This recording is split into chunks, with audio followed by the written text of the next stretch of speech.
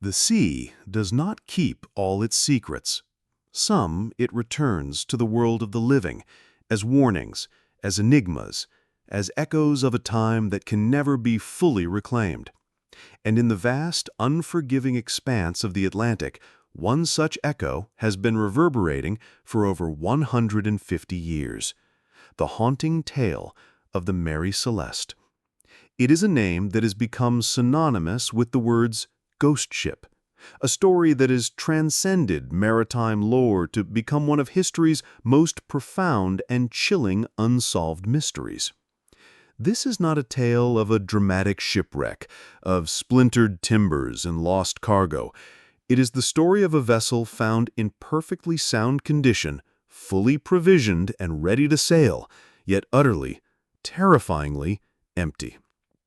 A ship adrift in the ocean, its 10 souls, including a captain, his wife, and their 2-year-old daughter, having vanished as if into thin air, leaving behind only questions that the ocean has refused to answer.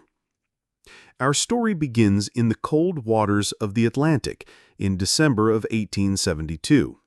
The crew of the Canadian brigantine Dei Gratia scanned the horizon, a routine that broke the monotony of their transatlantic journey. Then they saw it, another brigantine, sailing erratically, its path unsteady, its sails slightly tattered but still drawing wind. It was the American vessel, the Mary Celeste. As the Dei Gratia drew closer, a sense of unease began to settle over its captain and crew. They hailed the ship, their calls cutting through the sea air. But the only reply was the groan of timber and the snap of canvas. There was no one at the helm, no one on the deck. A chilling silence emanated from the vessel. Mustering their courage, a boarding party from the Dei Gratia crossed the choppy water. The moment their boots hit the deck of the Mary Celeste, they stepped into a mystery. The ship was not in distress. Below deck, the scene was even more bewildering.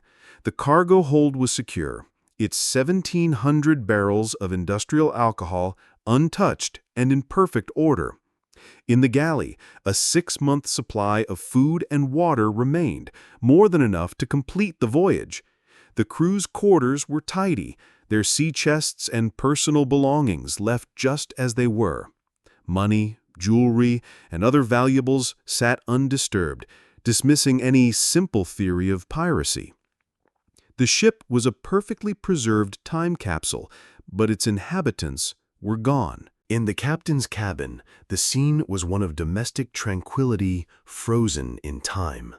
A sewing machine with a child's garment still under the needle, toys belonging to the captain's young daughter, and his wife's musical instrument, all left behind.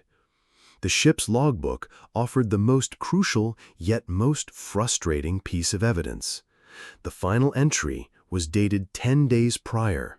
It recorded the ship's position and noted routine weather.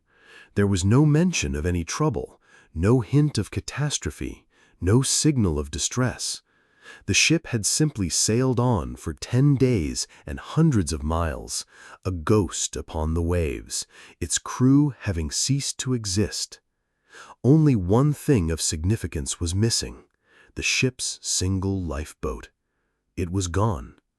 This fact, combined with the otherwise orderly state of the vessel, suggested a deliberate and perhaps even calm evacuation.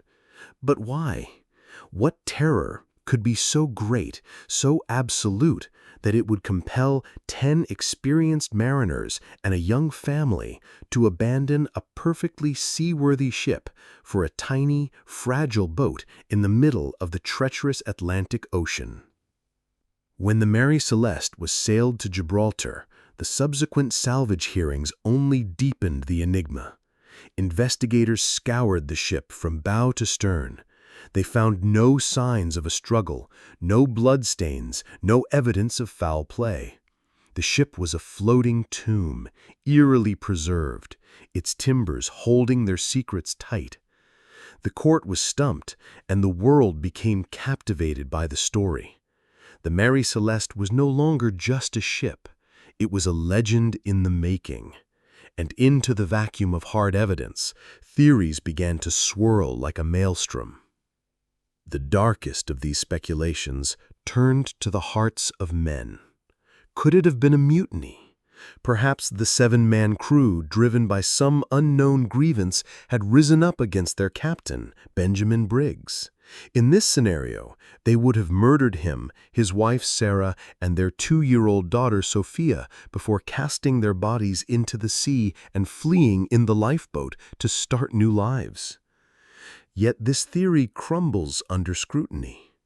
Captain Briggs was known as a fair and experienced commander, and his crew were seasoned sailors with good records. More importantly, why would mutineers, having seized control of a valuable vessel and its cargo, immediately abandon it? The logic simply does not hold. What of pirates? The seas of the 19th century were not entirely free of them. Could a pirate crew have boarded the Mary Celeste, taken the people captive for ransom, and, for some inexplicable reason, left the valuable alcohol and all personal effects behind? Again, the evidence on the ship argues against it. Pirates are driven by profit. They would have plundered the ship, taking the cargo and anything of value.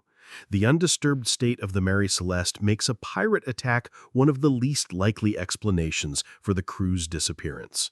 The ghost ship offered no signs of violence, only a profound and unsettling emptiness. With human malice seeming unlikely, investigators and historians turned to the raw, unpredictable power of nature. Could a freak weather event have been the cause? Perhaps a sudden, violent waterspout descended upon the ship, creating such terrifying chaos that the crew believed the vessel was about to be torn apart. In a moment of sheer panic, they might have lowered the lifeboat to escape imminent destruction, only for the squall to pass as quickly as it came, leaving the Mary Celeste intact but separating it from the tiny boat, which would have been swiftly lost in the vastness of the ocean. A similar theory points to a submarine earthquake that can create sudden, non-destructive but terrifying turbulence on the surface. Such an event could have instilled the same panic, the same desperate desire to get off the ship, even for a moment. These theories are plausible, as they account for a panicked evacuation, yet they don't quite align with the orderly state of the ship.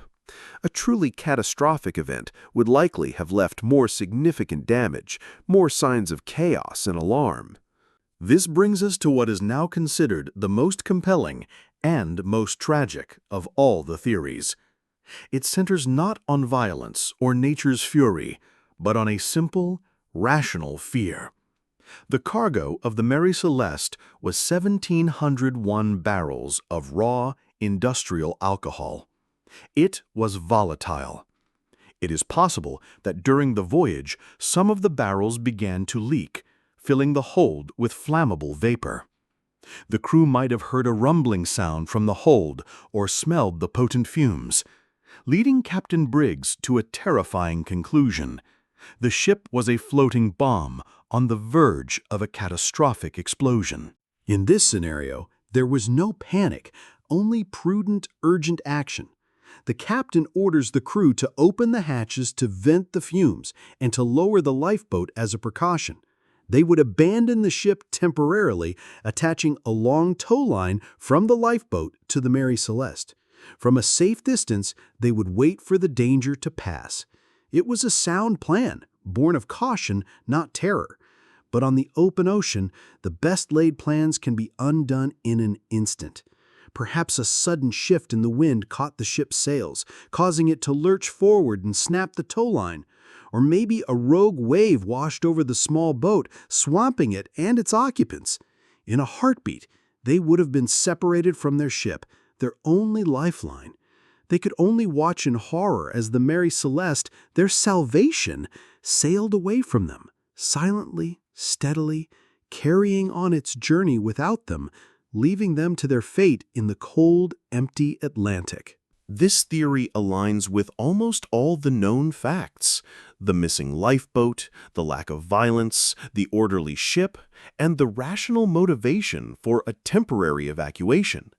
It paints a picture not of murder or mayhem, but of a terrible, tragic miscalculation. A crew that left its ship not because it was sinking, but because they believed they were saving themselves from a danger that, in the end, never came to pass. The slightly damaged sails could easily be explained by 10 days of unmanned sailing through changing weather.